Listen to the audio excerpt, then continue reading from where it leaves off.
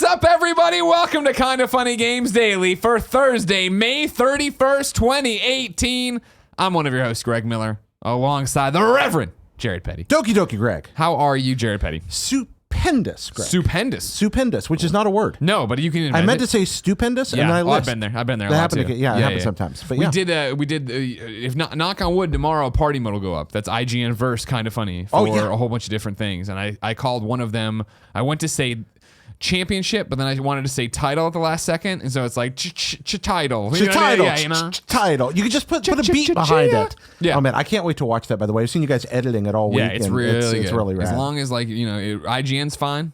Over there, Zach Ryan's like, I'm too busy to watch this. I assume it's great. I'm like, Zach Ryan said that? Yeah, of course. Too busy to watch. And I'm sure Nintendo is gonna watch it. Mr. Nintendo on a nickel and dime us because we say penis too much or something, and then I'll have to deal with that. Oh. You know what I mean? Penis a lot. We did say penis a lot. Did you say penis a lot? We're talking about Nick. No, I'm kidding. We didn't say it at all. Oh, really? I don't want to talk about party mode. I want to talk about party mode. Jared. Yes, sir. You, of course, are not employed here full time. I'm not. You, when you're not here, you're making content for what? I'm making content for Hot Blip and a Jump, Red Dead Radio, Pockets Full of Soup, a little bit of everything. And it's all available at? It's all available at hotblipjump.com. And you just put up a new episode of Hot Blip and a Jump. I did. And in all seriousness, I think it's the best work I've ever done in the industry, this particular episode. I don't mean to sound arrogant. And it is ultimately just an internet video with some video game footage and a guy talking and a little music. Yeah. But it came together in a way that I'm very proud of. I work hard at what I do, and I try to feel pride in it and put effort. But still, you're always your own harshest critic. Sure, of course. There are things with this episode I would have done differently looking back. But nonetheless, I think this is just about the best work I've done in video games. It's 8 minutes long. And I think that the topic I chose speaks to just about everybody. I really would encourage everybody watching and listening. This is worth checking out. You can go to youtube.com/hotblipandajump, or you can just go to hotblipjump.com, which is the Patreon, and it's posted on there, or go to my Twitter, or just about anywhere. You'll find links to it. But yeah, it's 8 minutes well spent, and it's the beginning. Hot Blip and a Jump is built, and every episode has felt a little closer to where I wanted it to get. Yeah. This is the first time I feel like I really kind of captured what I was going for the way I wanted to. That's awesome, Jared. Congratulations. Thank you. Everybody, go over and watch it. Come on now. Support Jared Petty. How many times have I got to say it? He's wearing a cool shirt. Thank you. You like my shirt? I do like your shirt. Oh, thank you. I appreciate that. If you didn't know, ladies and gentlemen, this is Kinda Funny Games Daily. Each and every day on a variety of platforms, we run you through the nerdy video game news you need to know about. If you like that, be part of the show. Right into kindafunny.com/KFGD with your questions, comments, everything under the video game sun, including those bad PSN names. Then watch us record the show live on twitch.tv/kindafunnygames. If you're watching live, like so many of you are, remember you have a special job. Go to kindafunny.com/you're wrong and tell us what we screw up as we screw it up so we can set the record straight for everybody watching later on youtube.com/kindafunnygames and listening on podcast services around the globe. Perhaps the universe. Perhaps the universe. We don't know where this is getting beamed out to. Housekeeping for you. Like I said, party mode tomorrow. IGN verse Kinda Funny unless something goes wrong and Nintendo screws it up. E3 is coming up, as you know. Remember, we, Kinda Funny, are doing pre, post, and live shows for each and every conference outside of that PC one because we don't care about what's going on with Excel. I'm just kidding. Everybody calm down. It's a joke. You can watch us record those live at twitch.tv/kindafunnygames. Watch us do the pre-show for the conference. Watch the conference with us. Then we'll record a post-show. If you can't watch it live with us, no big deal.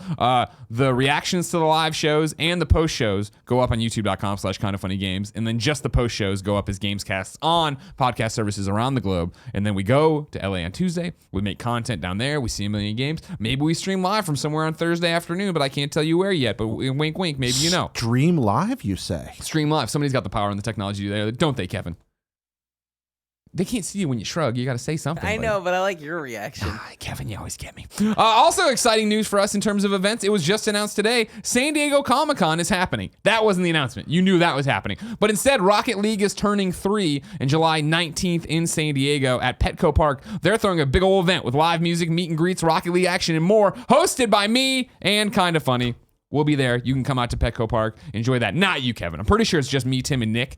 But their tweet only mentioned me and then and Kinda Funny. Because like I'm Garfield and you guys are the and friends. So I'm never sure if it's like, am I getting Odie and Normal? Or is it just Odie episode? Is it just John and John's veterinarian girlfriend, you know?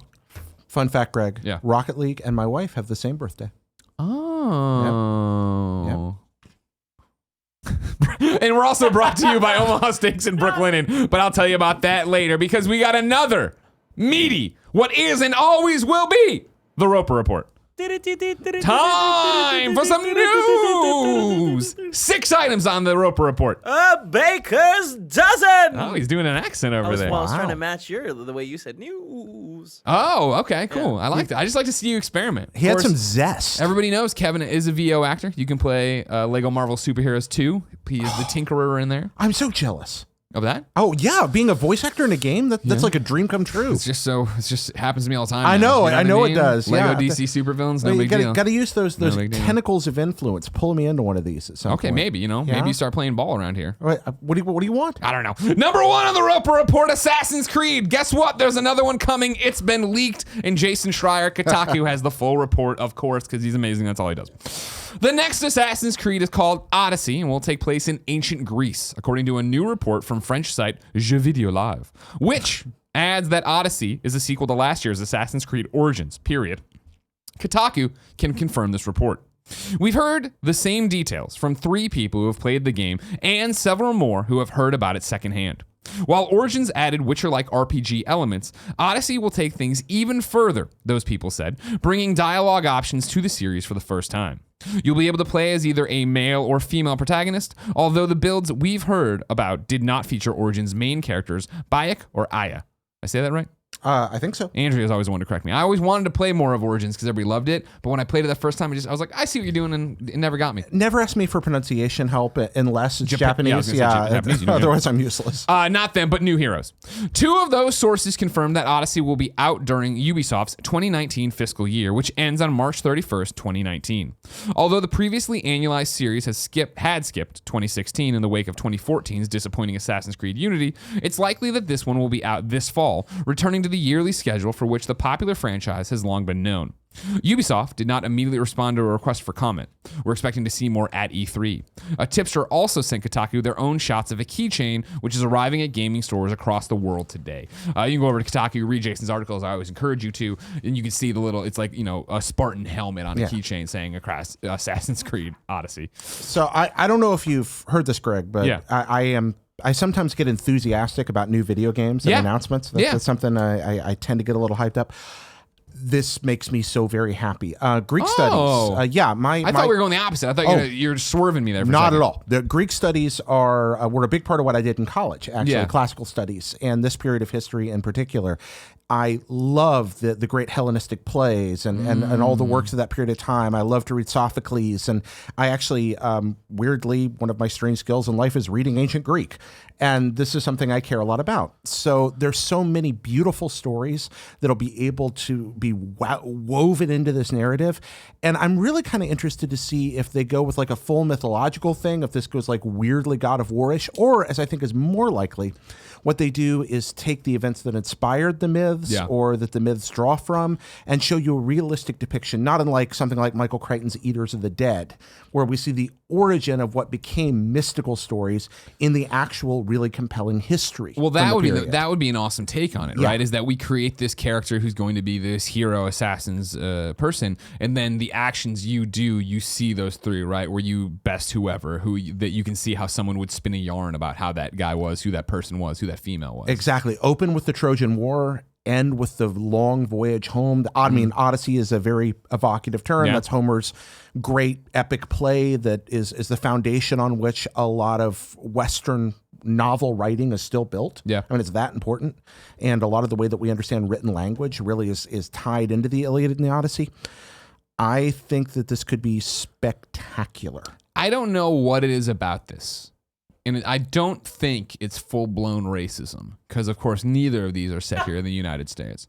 But when they were like Assassin's Creed Egypt, I was like, no, man, I didn't have the desire to run around in the sand and climb a pyramid. For some reason, that didn't click with me. And maybe it's just because I'm not interested in that historical period, right? But I would never say I'm a big ancient Greece fan either. But this sounds like immediately I'm seeing more architecture I'd be more stoked to run up on. Not to mention like what you're talking about, that's an interesting story. But then even I think they're speaking to what I like about games like The Witcher, right? But RPG elements, sure. But then dialogue options, and I like getting into a game and crafting a character that Granted, I'm still just coloring the same coloring book everybody is, but I'm making it my own, right? And I'm choosing who this character is, this female protagonist, this male protagonist, how they're actually going to play out and where it goes. Yeah, Have Caesar involved in there, right? Do we murder Caesar, pin it on Brutus? Well, it depends on where they. Thank you, Kevin. There you go. Greg Miller's pick of the week. Yeah, it depends on where they set it. I'm guessing they're going to set this earlier than Egypt, in which We're case gonna- there's no Caesar hanging around. We're going to make a Caesar baby. I don't think we're going to see a Caesar. I think we're going to. I really do think Odyssey evokes probably Troy versus Greece in that period of time. Romulus? So that's my guess.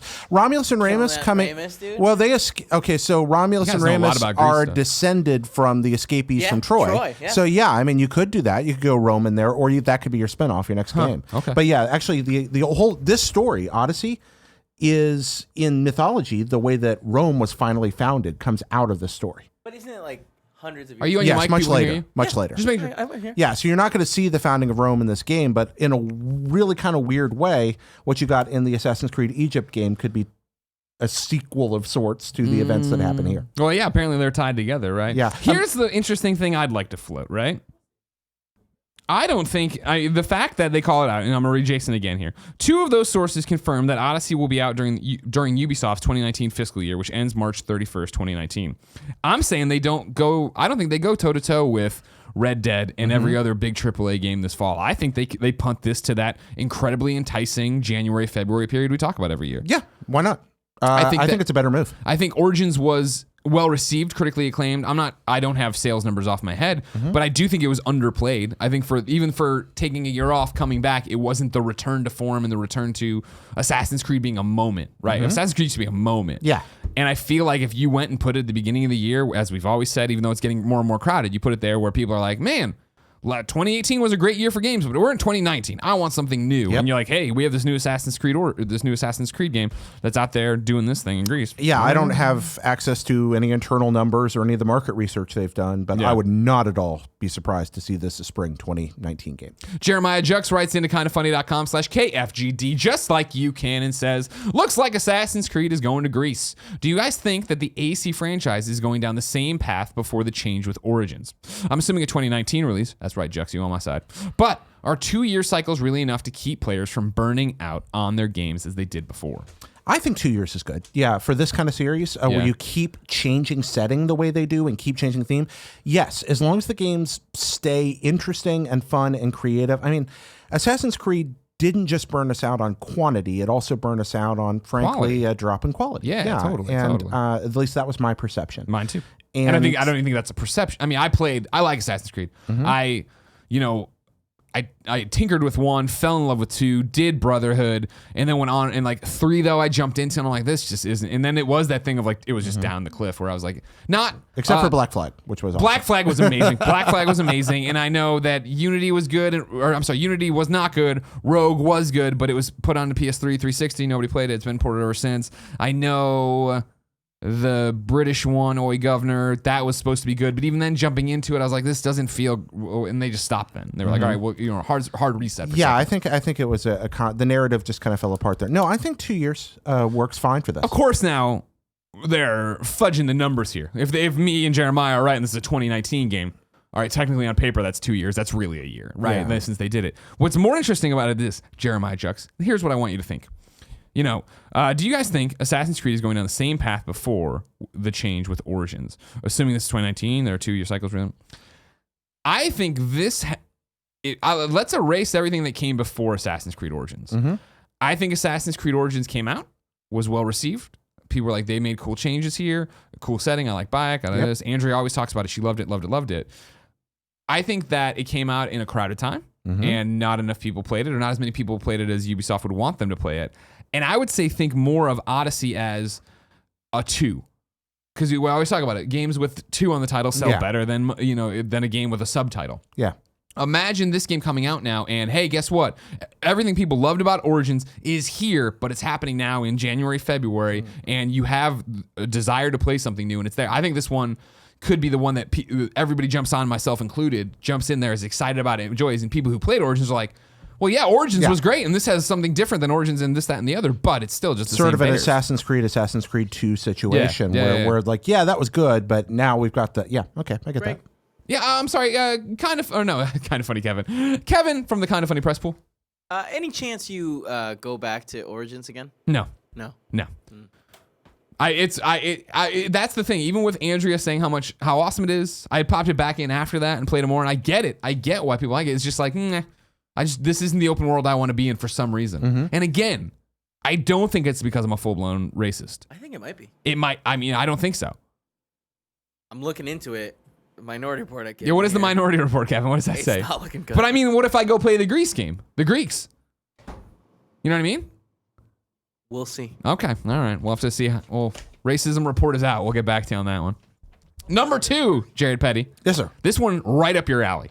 A little bit up my alley. It is a long one because there's finally details on this fucking thing. Uh-oh. And I'll talk about it. Don't even get me started on the Intellivision yesterday. Oh, not touching that. Good. Thank you. Number 2, though. You remember that Atari new game console that they announced with no real details, but it was available yesterday for pre-order. It went up, and Charlie Hall at Polygon has this to say, a whole bunch of it, so please go click on his article to give him the thing.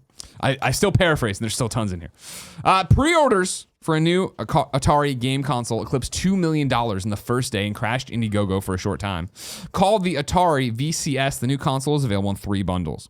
Each console comes with more than 100 Atari games called the Atari Vault and will include titles such as Asteroids, Breakout, Centipede, Gravatar, Missile Command, and Yar's Revenge. A similar collection of games sells on Steam for $9.99. This sells for a lot more than $9.99, all these bundles, but I digress. You can get those numbers over there.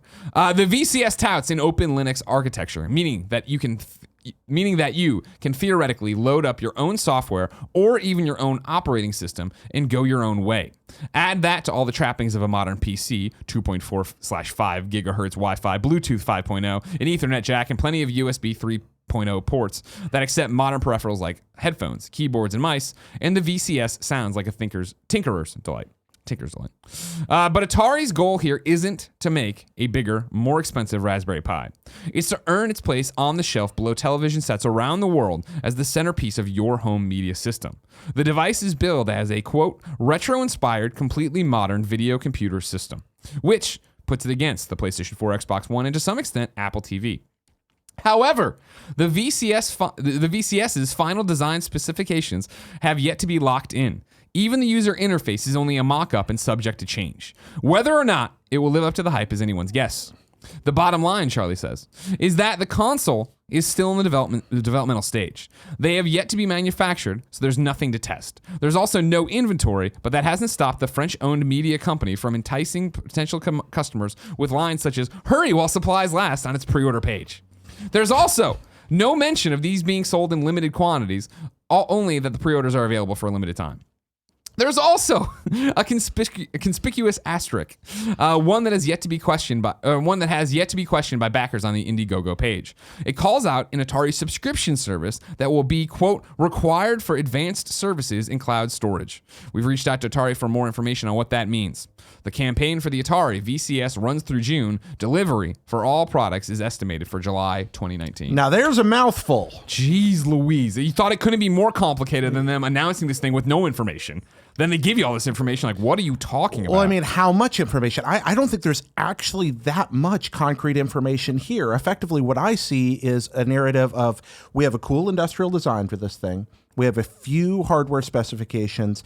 And once we have enough money, we'll figure out what it actually does. Exactly. This thing is going to be, I'm calling this a disaster. This is going to be a disaster.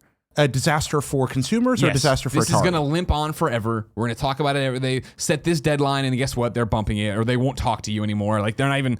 Like, it sounds fishy already. The limited quantities thing, like this, they're saying that everything can move around. I don't trust this thing as far as I can throw Kevin Coelho, and I am a weak little man. What I'm guessing we end up seeing here, assuming that they're able to manage their funding, if they can work within the budget that they're going to get through this Indiegogo project, if they have that kind of expectation, then what we're probably going to get is a set-top box with some sort of customized Linux operating system on it, a simple download service, and the ability to fool with it. They use the Pi comparison, the ability to go in and customize it, do your own thing, hack your own ROMs in, play emulated games from retro consoles or even some not quite so retro consoles perhaps. I've had a PC hooked up to my living room television for a very long time. Actually, Yeah. just unhooked it because I needed to use it for editing for Sure. a while. But for years, I've done that. And it is really cool having a PC in your living room that's properly configured and customized for that. If you're just using a standard PC interface, it could be a little awkward. But if you set it up right, it's really cool. And you can do a lot of neat stuff with it that's not easy to do with a console.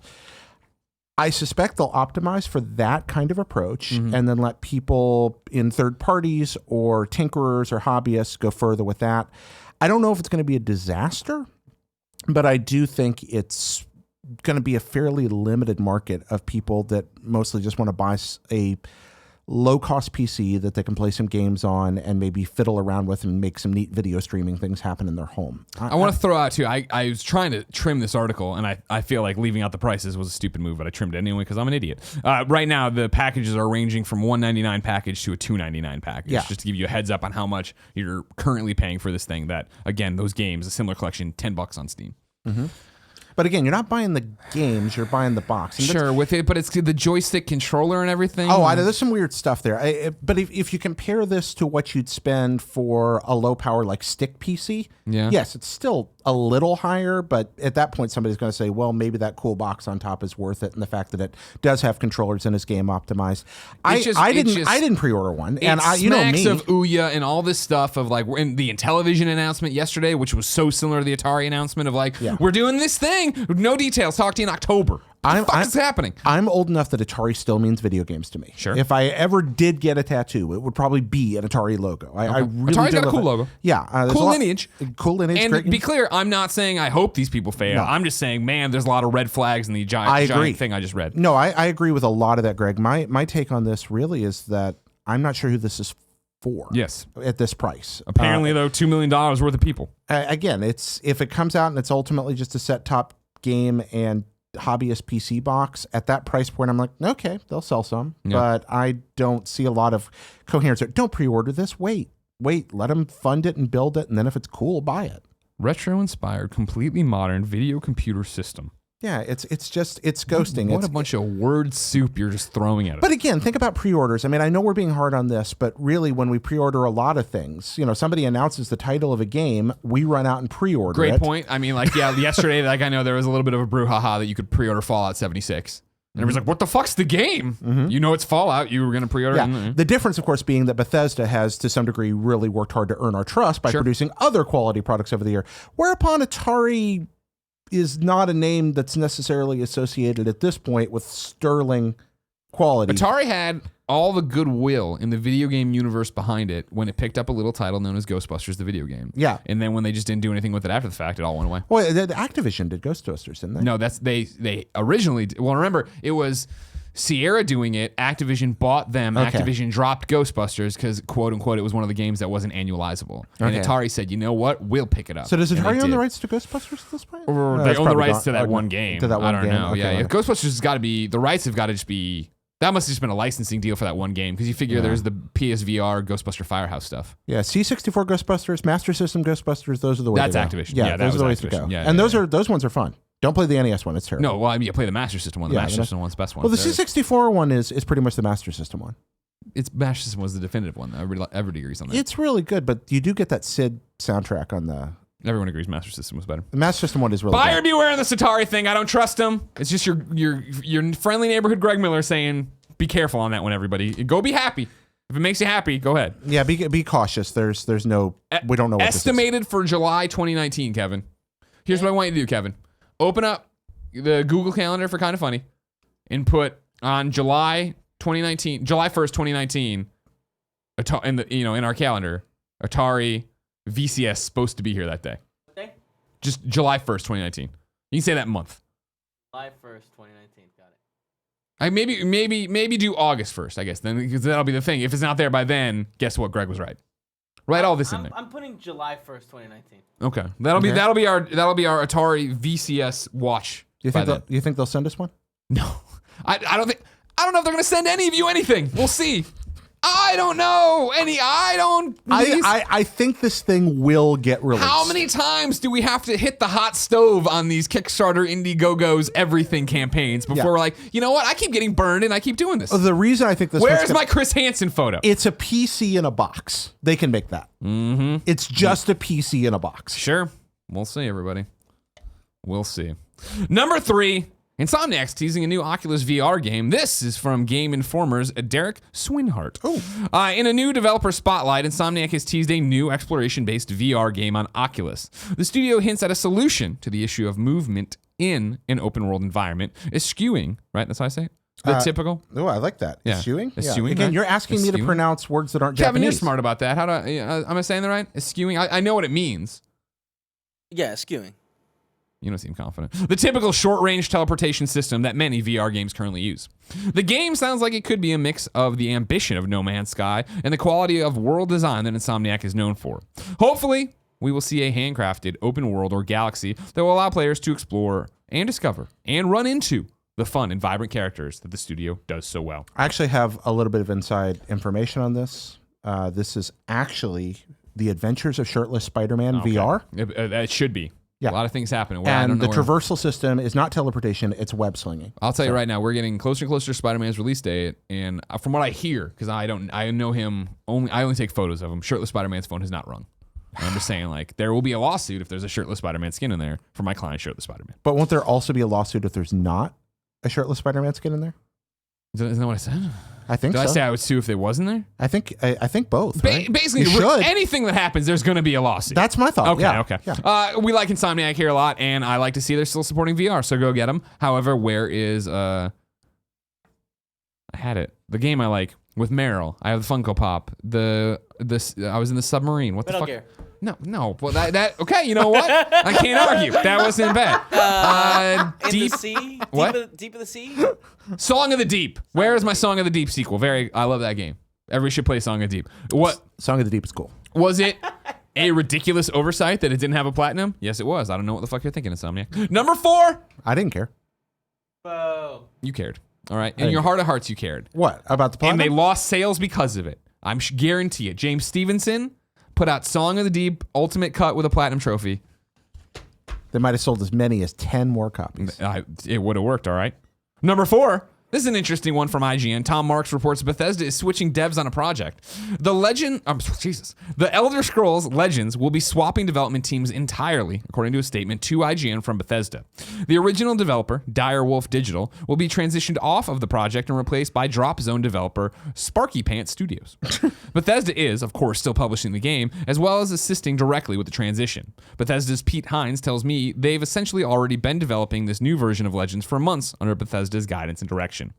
Hines says he sees the decision to switch teams as, quote, an opportunity to alter the direction of the game and what it could be in the future rather than a comment on its current quality, saying, quote, Legends is a very strong game with a lot of untapped potential. Mm-hmm. That's a PR sentence. Exactly. Yeah. I'm sure it's very much the quality and all these different things, but I thought it was just more interesting how rarely you hear about something like that. Oh, wow, you guys have been working on this game. Cool, we're going to go in a different direction. This is already announced game that you've already put work into. We're bringing this completely different studio to take it. Sometimes it happens. Yeah. Pete's saying exactly the kind of thing he needs to be saying to us right now. Yeah. We're never, or not for many years, probably going to know what happened inside. I bet we never hear anything about it. And that'll be that. But Bethesda, I'm happy. I always think things like this are a good sign. Of course. Because that means somebody didn't just release a game that wasn't ready to be released so that they could, pad their bottom line quickly. We're taking this product seriously. We're taking this franchise seriously. We're taking your money seriously as a gamer. Delays and cancellations are occasionally good news. Mm-hmm. Yeah, they're always heartbreaking, right? But yeah, it's always for the best. Yeah. Here's number 5 for you. You might say, Greg, I don't think you're gonna have much to say about this one, but I think it's more interesting about the Switch. Big companies like EA dealing with it and so on. FIFA on Switch this year is still not using the Frostbite engine. This is Max Kerr over at DreamTeamFC. And here, I'm gonna butcher it, and I'm so sorry. Andre will say Lazarescu supervising producer for FIFA World Cup mode, told Dream Team that FIFA 19 will arrive on Nintendo's console with vastly improved graphics, despite once again not running on Frostbite. However, he did not close the door on using that technology in the future.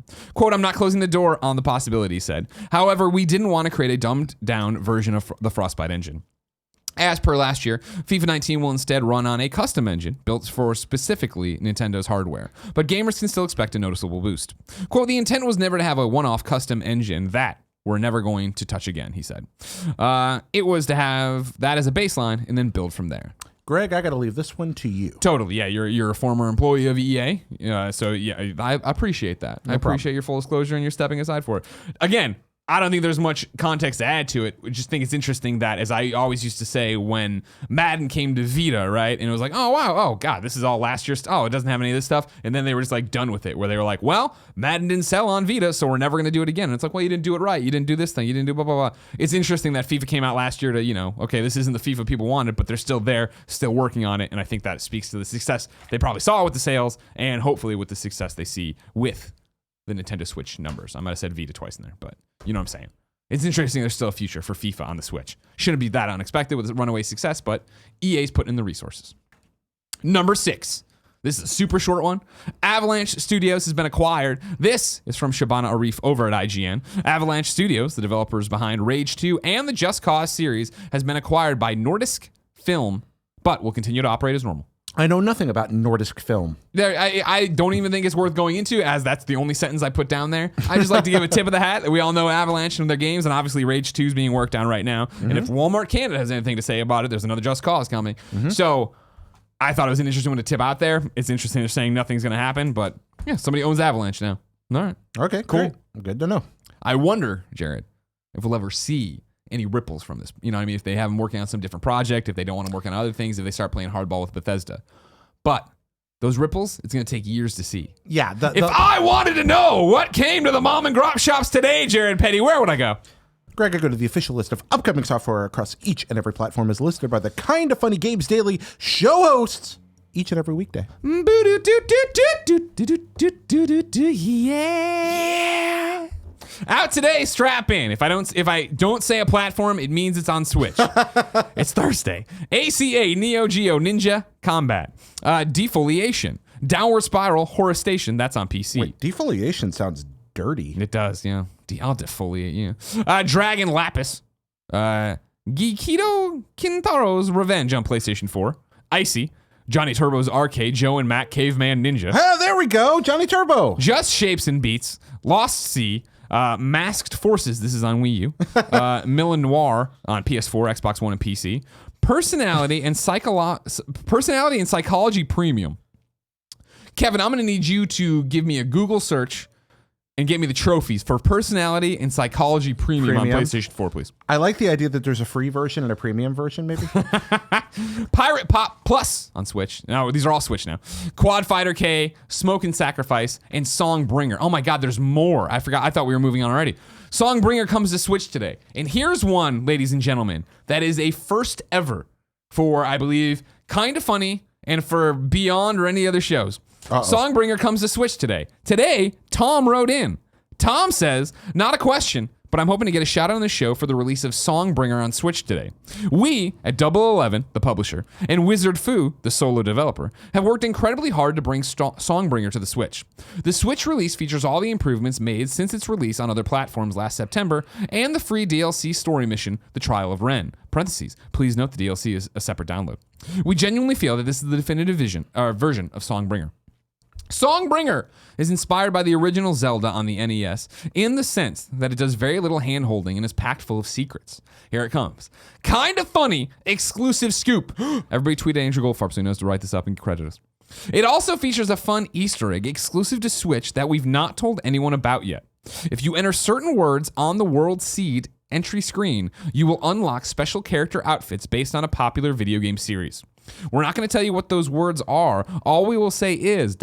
quote, it's a secret to everyone, end quote, ... I've attached 2 US Switch codes, one for you and one for Jared, because I think you'll really enjoy it. And one to do with whatever you want.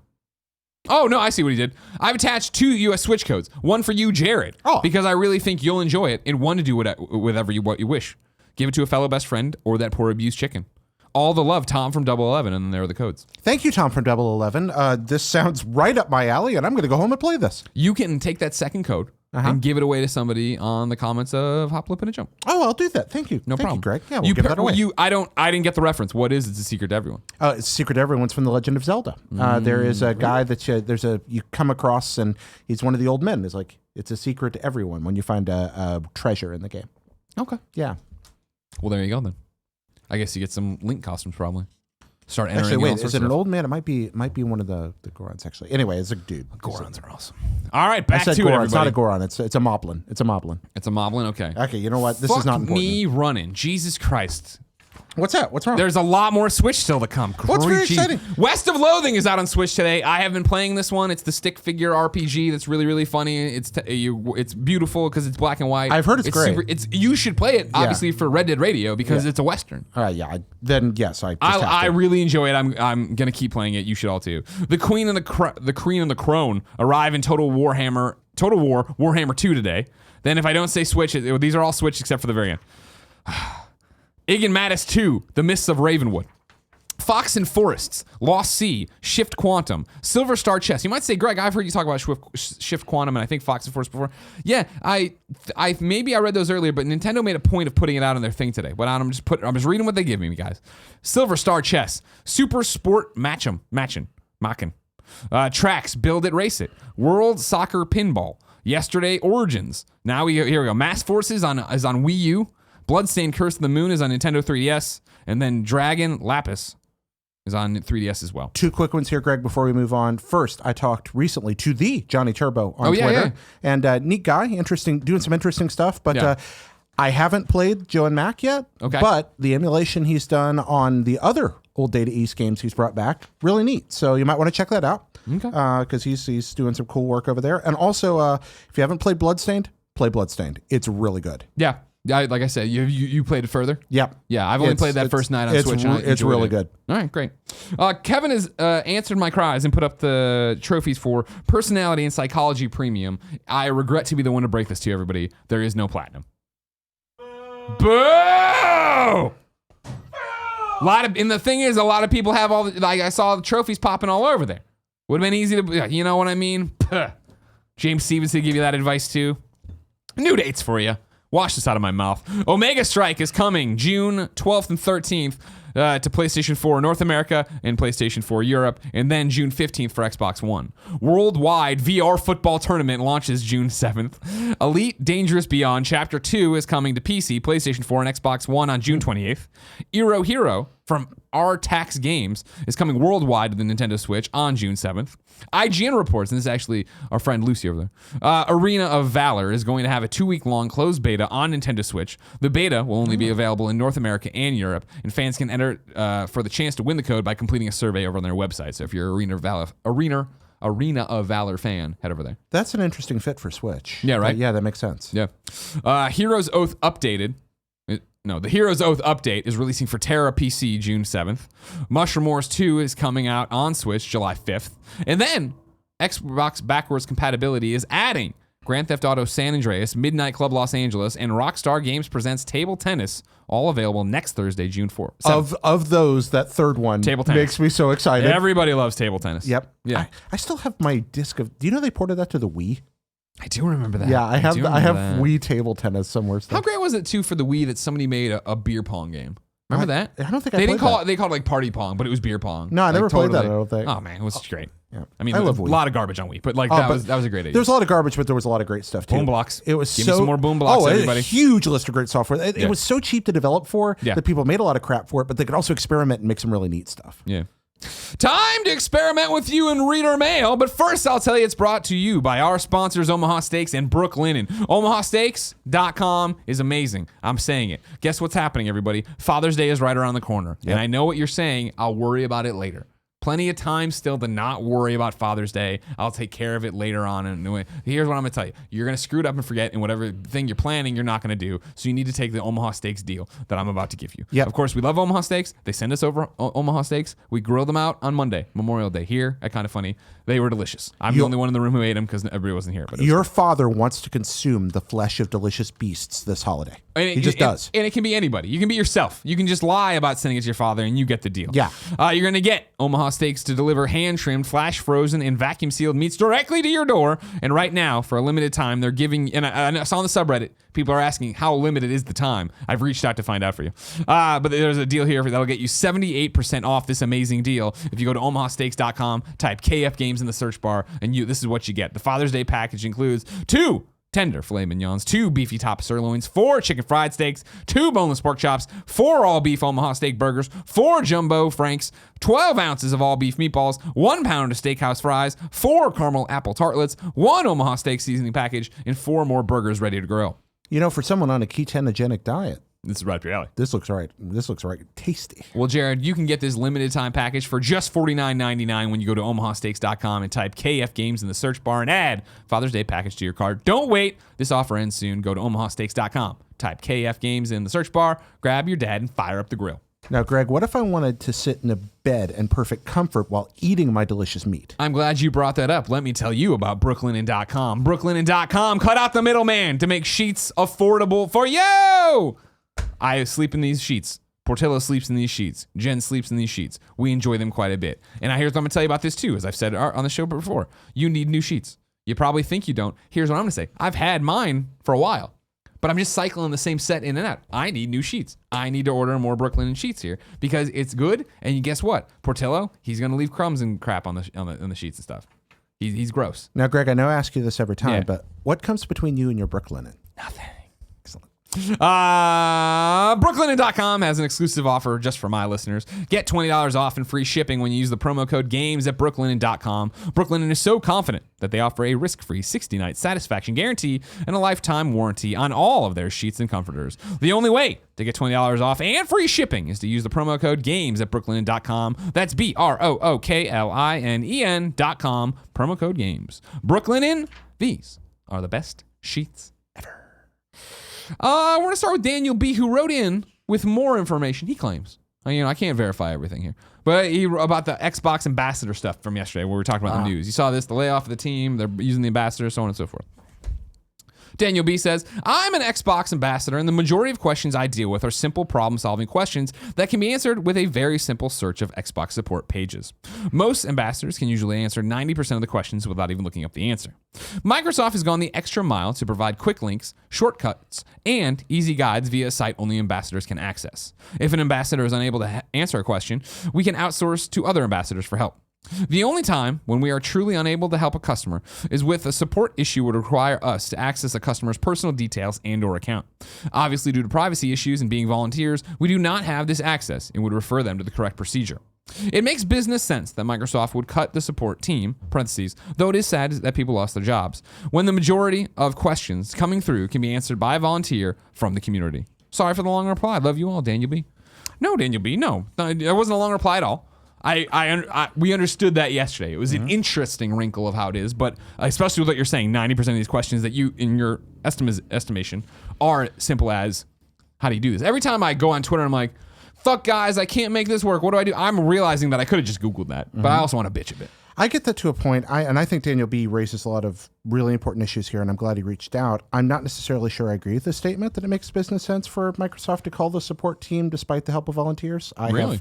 Yeah. Well, I mean, isn't that just dollars and cents, right? If you're going to cut out the people you're paying, but you can still have the support and volunteers do it. Until you look at public perception of how well you're actually supporting your property and whether or not you have people dedicated to it. Sure. What he says There's about still referring some people to the direction procedures, there are some people there, but I'm tend to be a fan of massive platforms giving you personal access. I think about some of the stories that I hear, for example, about people endeavoring to contact Google or Sure. things. God, YouTube. Yeah. When there's like a problem with YouTube, like trying to get an actual talk to someone at YouTube or Google, if you don't Yes. know somebody, you're fucked. And that's why, while I understand some of the reasoning behind this for Microsoft, it's difficult for me to believe that this is actually a long-term good move for customers.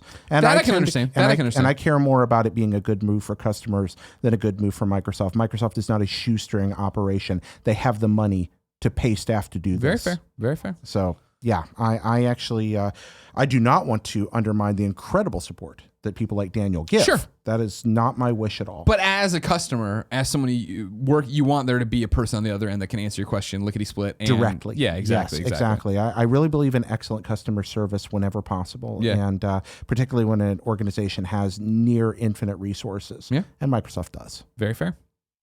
SpiderJ writes into kindafunny.com/KFGD and says, "Hi guys, yesterday you were talking about how Pokemon Let's Go would bring Pokemon Go players to buy a Switch.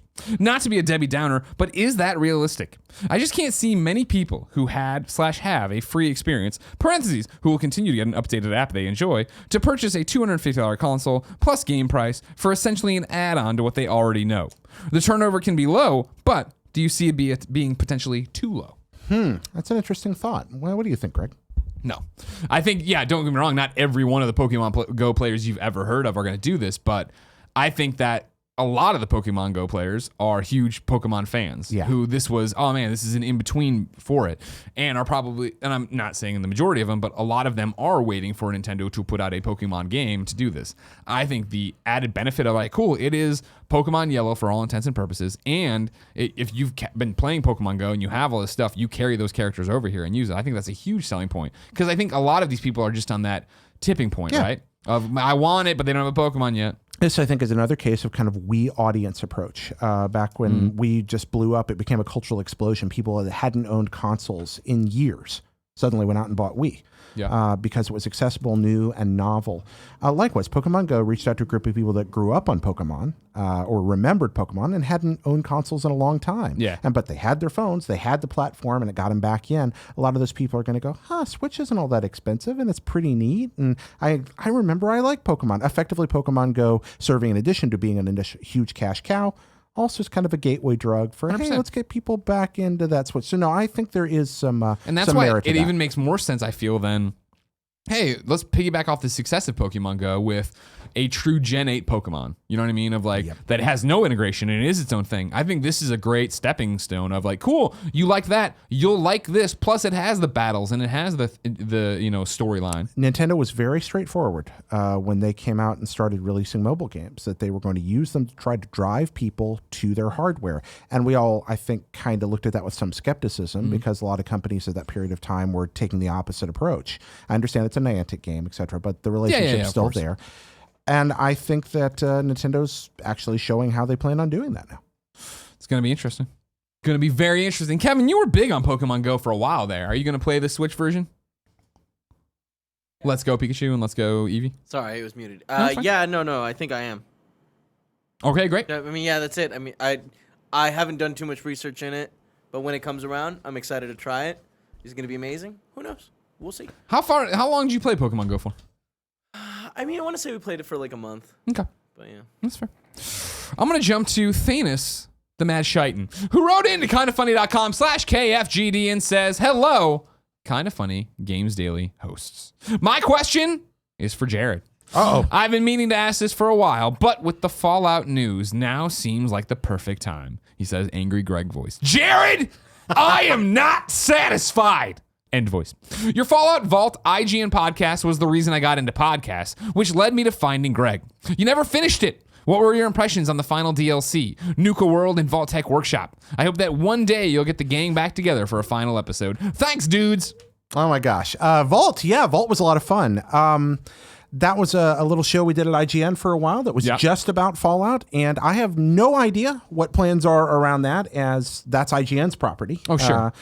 But I would absolutely love to do it again. I really enjoyed being a part of Vault, and it was an exciting opportunity. And as for my thoughts on those final Thanks. I just wrote an article for IGN nice. about the top 10s. Yeah, every now and then I moonlight for IGN, and I just wrote a thing about the top 10 side quests of all time. Ooh. One of those 10 is from Nuka World. Oh, wow. I really loved Nuka World because it was this ridiculously beautiful parody of Disneyland. It's laid out like Disneyland. Yeah. It feels somebody loved Disneyland and made that awesome. that thing, and it's all this parody of like Coca-Cola culture and Disney culture kind of woven together, all these great inside jokes. And spoilers ahead, there's, if you do everything and find all the hidden Mickeys and everything that's there, you do descend into a vault underneath Disneyland where Walt Disney's frozen head is waiting awesome. for you, still alive. It's great. I really love Nuka World.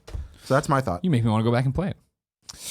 I got this thing. Remember, today we're recording the annual E3 predictions episode of the Gamescast. You can go to patreon.com/kindoffunnygames for $1 watch live as we record it, or catch it on patreon.com/kindoffunnygames tomorrow, or catch it for free on Monday. I don't want to go too long here. I'm trying to think of which one. I'm going to read Rob. I'm going to throw you on this one because I don't have an answer. All right? Throw me. Rob Michael wrote in and said, "Dear Kind of Funny family, my dream was to one day make my own video game, but I don't know anything about game development. Would anyone out there have any suggestions as to where I can start? Books or websites? Thank you for your help. If any of y'all want to reach out to me, you can contact me on Twitter in Duo Rob." I've made a few small games, and I know a little bit about this. Mm-hmm. Most of them were done for fun or for contests for IGN. 2 were text adventures. Another one was a sort of a choose your own adventure. 3 great places to start. First, look at a program called Twine. TWINE, which is a very simple kind of choose your own adventure thing with a scripting infrastructure underneath. There's a community around that and forums that you can go to that'll teach you very quickly how to link different instances together. And while the games you can make there are fairly simple, just images and sounds and text, it'll teach you a lot about the principles of game design that'll go into more involved action-oriented projects. Second, Walk before you can run. Exactly. Second, Inform, which is designed specifically for making old Infocom-style text adventures. Okay. Again, a little more involved language, plain language programming, great tutorials on their wikis and forums, and all kinds of answers for just about every question you can ever imagine, all kinds of stuff for how to integrate new features and do advanced stuff. You can really create some amazing stuff in Inform. Inform 7 is the one that I've worked with the most. Okay. Great place to learn.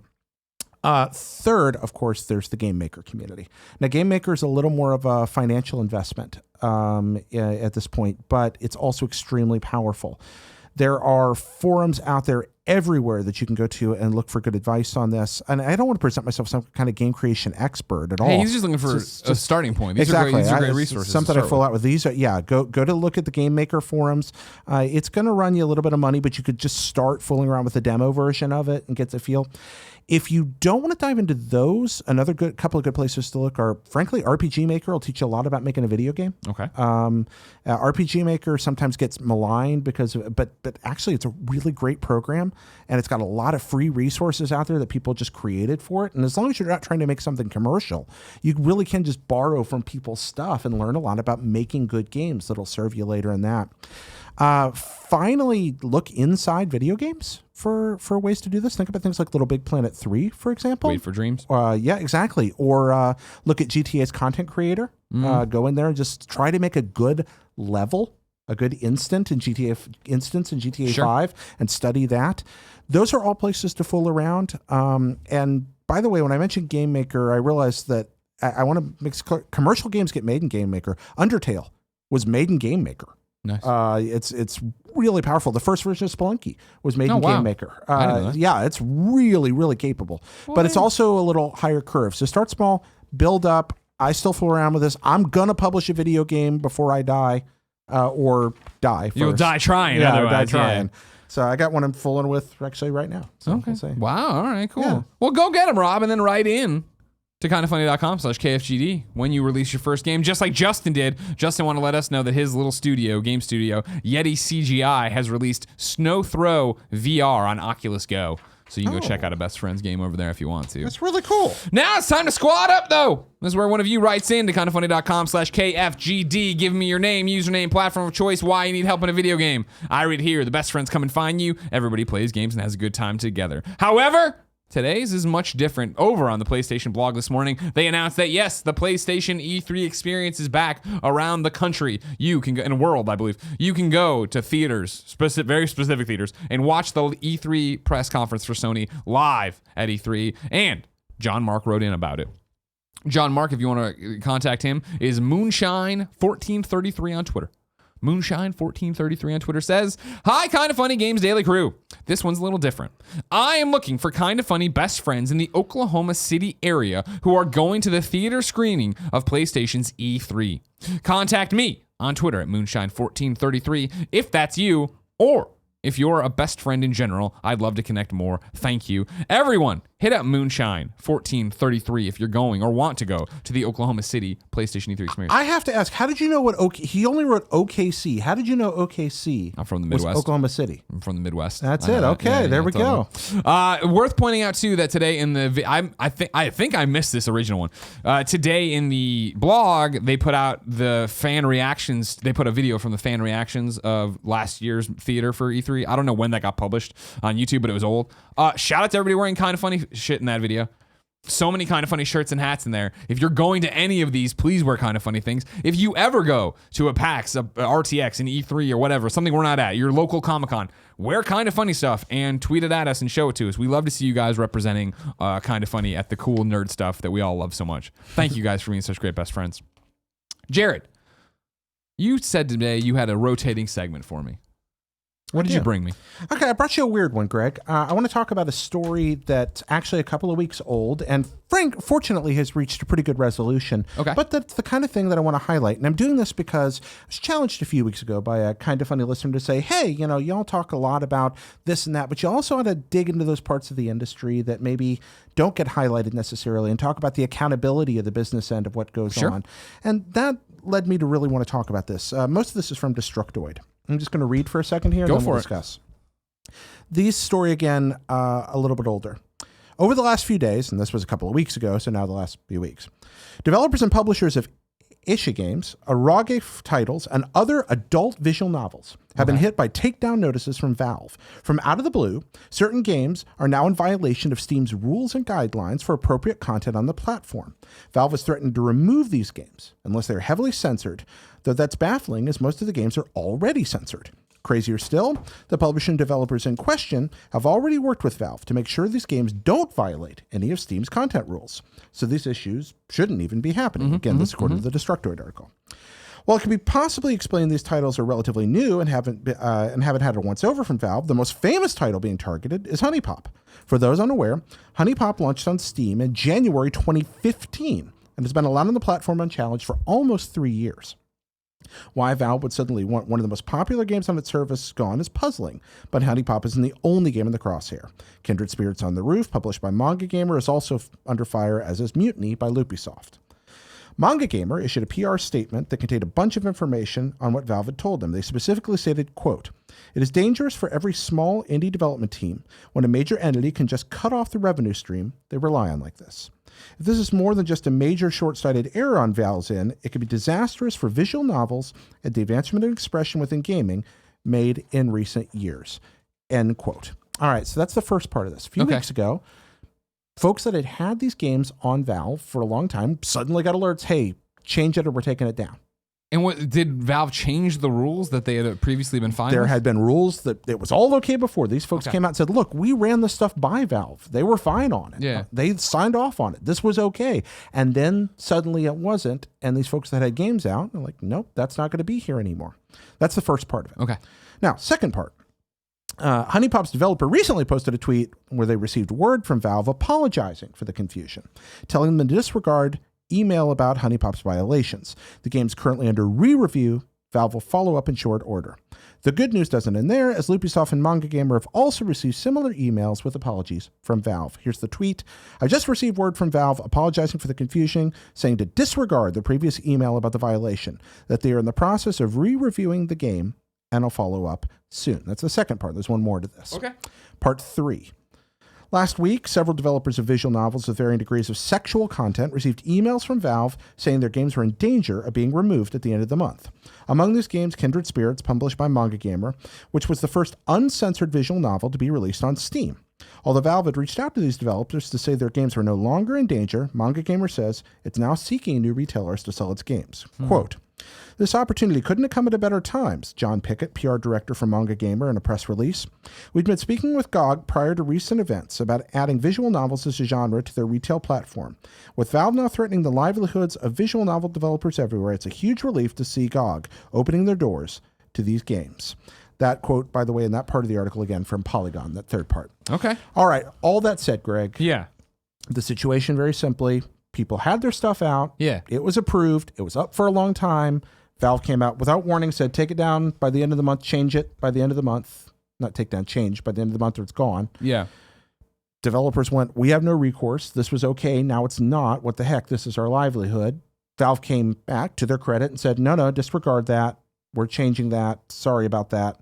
But then some devs said, we don't feel safe here anymore. Yes, we're still going to keep our stuff up, obviously, in the world's largest marketplace, but we're also looking.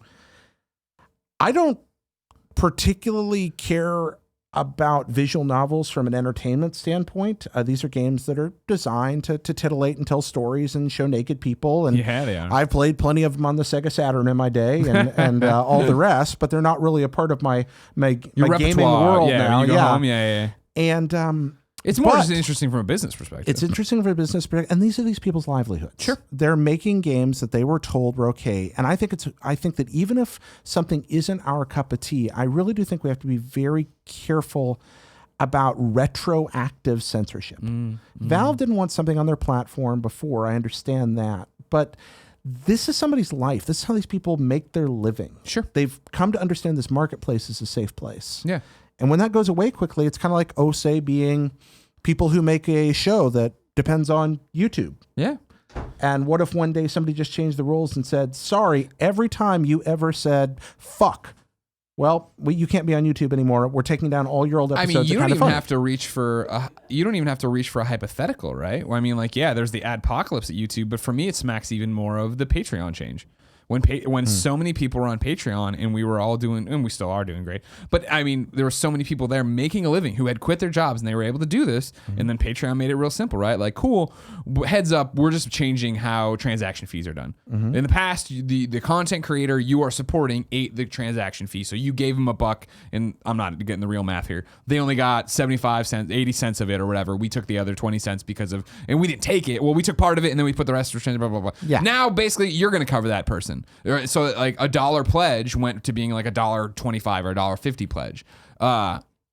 And it was anarchy because so many people are nice enough to give people on Patreon their money. But this small change that sounds like nothing is a huge deal to the person who is giving $1 but giving $1 to 3 people. And so now they have to pare it down, not do this, figure it out that way. And like you saw people, not only creators like ourselves, be like, oh my God, please don't do this. We don't mind eating the feed. I don't want to pass this cost on to the consumer. You saw the consumers go, I'm not going to be able to do this. I'm leaving Patreon. And tons of people left Patreons and pulled pledges. And when Patreon backed down a little, like less than a week later, when they backed down, they were like, sorry, this is stupid. We should have talked to people. We didn't talk to people, blah, blah. The damage was done. And yes, we lost people. We lost money because of that. But we're lucky enough that we have such a great support system. We've been on the platform for a while and have such a great audience. It wasn't a death blow to us, but the person who was in the middle of the country and they were making $800, $500 to do cosplay when their audience left and they went down to a thing where they couldn't make rent anymore with their Patreon money, you saw drastic problems there. It was the creators who were smaller that had a way bigger problem, right?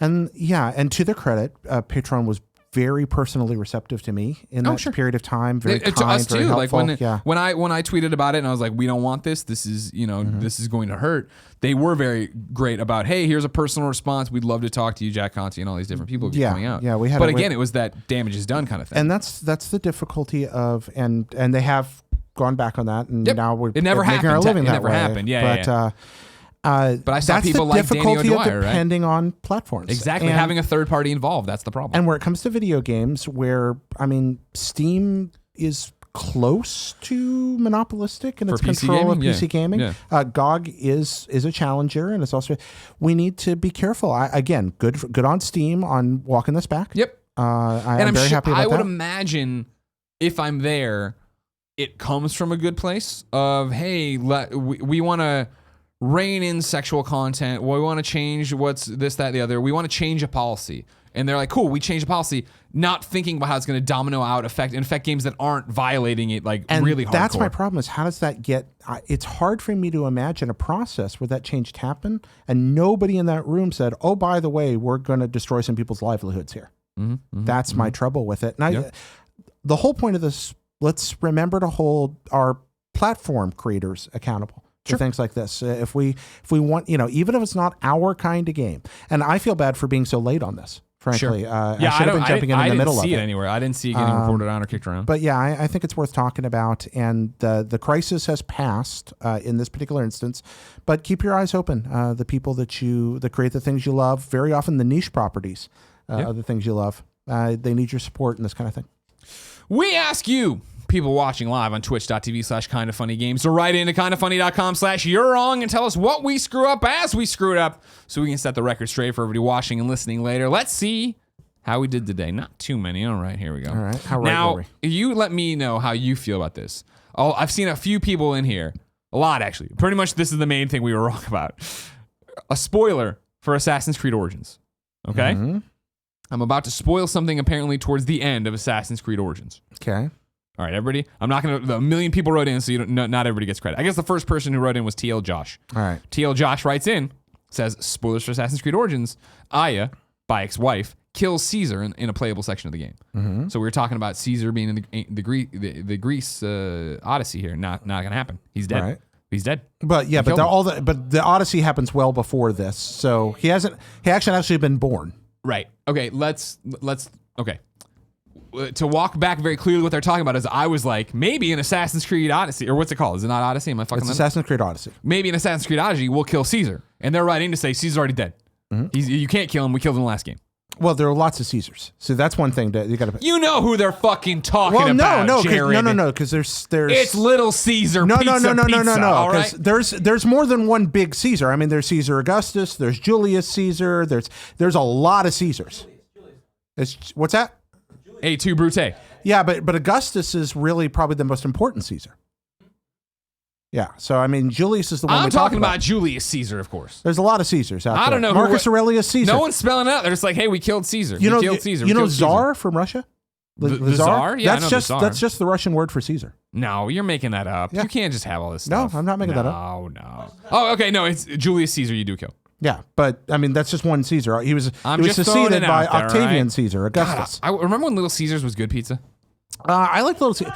You got 2 pizzas for $8.88. $8.88. Yeah. I don't know what's pizza. I don't remember pizza. Yeah, I did have that weird pizza jerky this morning. It was good, but had brown sugar in it. I probably shouldn't eat anymore. It's pretty good. I had a little bite of it. It was tasty. Yeah, it was quite good. Best friend sent that in.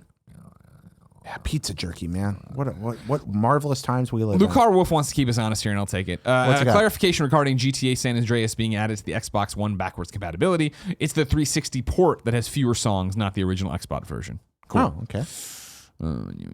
San Andreas. Party Man says, just a little update on the Pokemon Go Let's Go Online. You can play online. It's just online battles and trading, but no ranked battles. Oh. Also, it will not require the Nintendo Switch subscription. Okay. I know nothing of Pokemon. Here we go. Charles J says, as a Dane, I've got a little note on Nordisk Film. They own the exclusive rights to distribution of some PlayStation products in the Nordic countries. Oh. Back in 2016, they opened a games division to fund developers in the Nordic countries so they can create globally known IPs. Cool. Avalanche is the 4th and most well-known studio they've acquired. Is he a melancholy Dane? Well, it doesn't seem like it. Additionally, Nordisk Film subtly mentioned Avalanche have, quote, many new exciting projects in the works. That was Shakespeare humor, by the way. Oh, I apologize. I'm not gonna. I can't. I'm not gonna be able to pick up on that. You know that. Yeah. Lord of Pote's talking about downloads. I'm not gonna go into it. I love this part. I like one of my favorite parts of working at Kind of Funny is the You're Wrong mumble. The You're Wrong mumble is Kebabs great. is trying to make a point that like not all visual novels are about sex. No shit. He's correct. Not all visual novels are about sex. Yeah. A lot of them are not. Some of them are about murder clubs. All right, and then Ron says Zara did develop from the word Caesar. Clearly, I was joking around, everybody. But he also says the same for Kaiser, my favorite kind of role. If you didn't know, ladies and gentlemen, this has been Kind of Funny Games Daily. Each and every weekday on a variety of platforms, we run you through the nerdy video game news you need to know about. If you like that, be part of the show, kindoffunny.com/KFGD. Then watch us record it live on twitch.tv/kindoffunnygames. Watch it later on youtube.com/kindoffunnygames. Or listen on podcast services around the globe. Remember, patreon.com/kindoffunnygames keeps the mics on. So maybe if you did run away when they threatened to change how they charged and never did, come on back. Maybe you've never done it before. Come on over and support us. Get some cool stuff. Like party modes early. Not the one that's going live tomorrow if Nintendo says it's okay. But you know what I mean. Andrea's on tomorrow. Jared's got a great episode of Hop, Blip, and a Jump. Go check it out. Thanks. I really appreciate that. And until next time, it's been our pleasure to serve you.